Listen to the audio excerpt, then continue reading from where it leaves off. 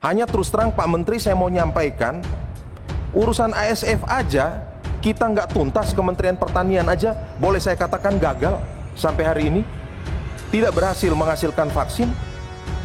Apalagi yang model kayak begini yang menurut saya lebih kompleks. Itu yang pertama soal PMK, Pak. Yang kedua, saya ada oleh sedikit. Saya kemarin jalan-jalan ke Fatuketi, ke Belu, Pak. Saya mau lapor saja soal food estate. Ini ada foto, Pak.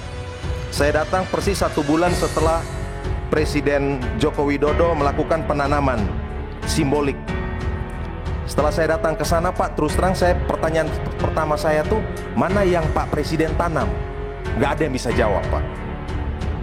Karena petani mengadu ke saya pada saat itu, setelah Presiden tanam, PUPR nih tutup ini akses air semua nih. Ya gimana bisa tumbuh barang ini? Terima kasih sudah klik video ini. Jangan lupa tekan tombol subscribe untuk bergabung. Dalam hitungan saya persilahkan kalian untuk tekan tombol subscribe. 10, 3, 2, 1. Saya ucapkan selamat bergabung dalam channel ini. Ada beberapa hal, Ibu Pimpinan, Pak Menteri, yang perlu dijelaskan secara terang benderang. Yang pertama, betul asal muasal dan akar persoalannya itu harus bisa dijawab dulu, harus bisa diidentifikasi. Kalau itu tidak bisa diidentifikasi, solusinya nanti di belakang pasti salah.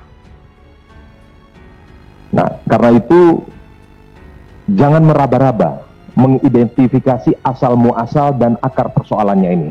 Harus rigid, harus pasti dan yakin, sehingga solusinya juga benar.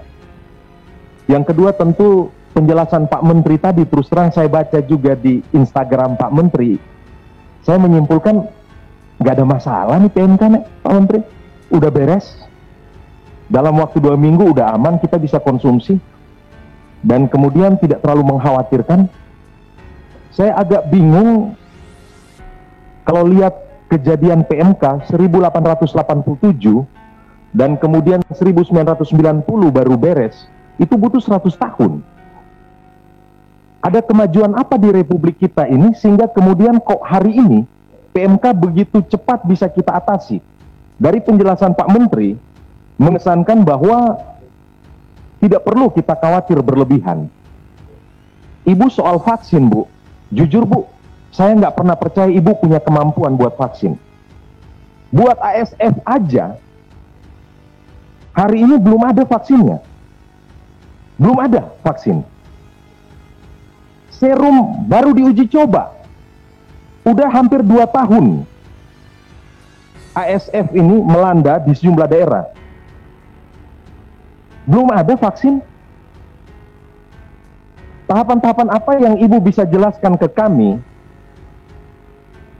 secara teknis, teknokratis, yang kaya akan pengetahuan, sehingga kami percaya bahwa tahapan vaksin itu akan hadir dalam waktu yang cepat, Pak, Bu? Atau vaksin yang dimaksudkan ini bukan diproduksi di dalam negeri, tetapi akan diimpor. Tetapi kalaupun diimpor, persoalan pertama tadi yang saya katakan, asal muasal dan akarnya itu harus dideteksi secara benar dulu. Kalau tidak, ya terus terang ini kita hanya bohong-bohongan.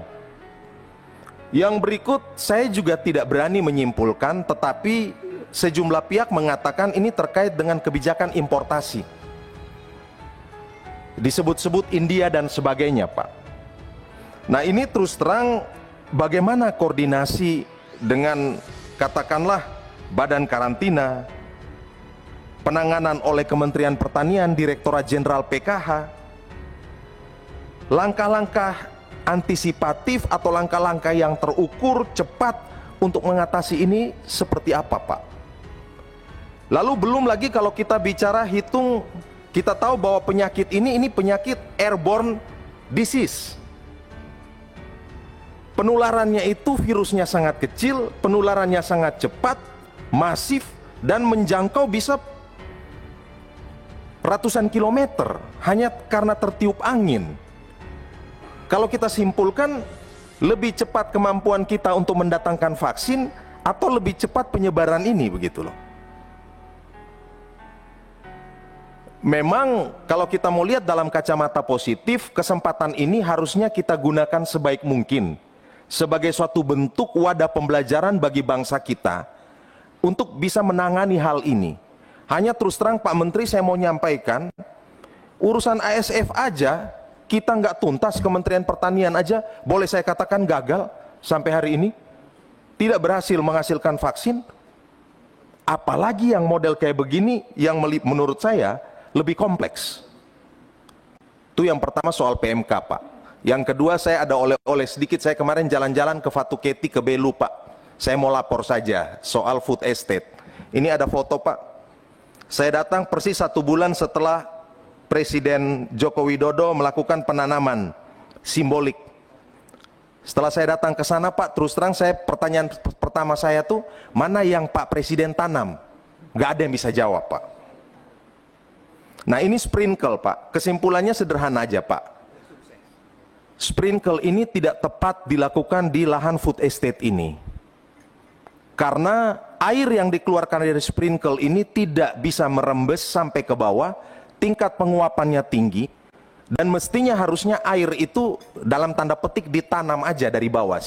Mungkin pakai sistem irigasi tetes dan sebagainya, Pak.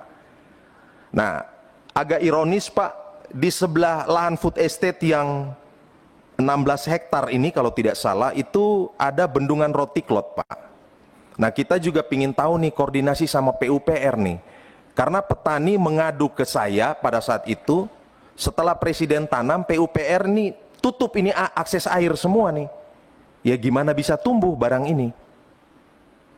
Yang kedua, Pak Dirjen PKH, Pak Nasrullah, Bapak menjanjikan 10 paket sebagai percontohan ayam KUB, Pak. 1 paket 1000 ekor. Mereka kemarin tagih ke saya, Pak Ansi, ini baru 1 nih, 1000 ekor aja. Yang 9000 ekornya kapan datang?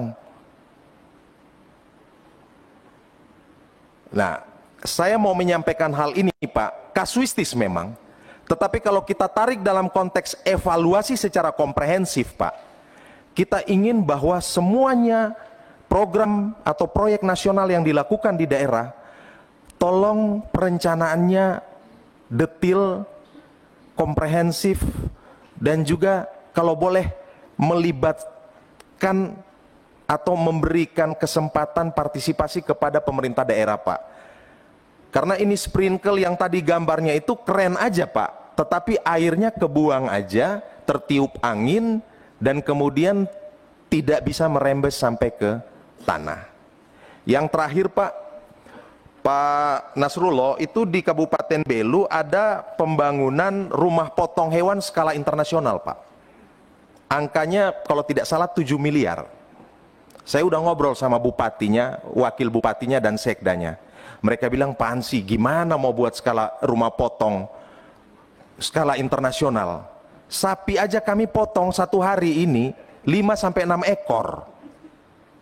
Untuk skala ini minimal 50 ekor sapi ini dipotong, Pak. Nah, ya.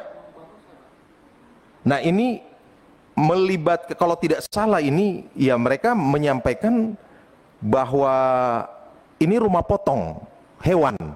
Nah, saya juga ingin tanya ke Bapak nih, ini APBN dong, Bos. APBN. Hah? Kegiatan. Oke, nanti kita cek bersama, Pak, karena ini ada pembangunan di sana. Apakah ini mungkin terkait dengan pembangunan di beberapa wilayah daerah perbatasan itu? Ya, mungkin itu aja, Pak, dari saya, Pak, dari fraksi PD Perjuangan. Terima kasih.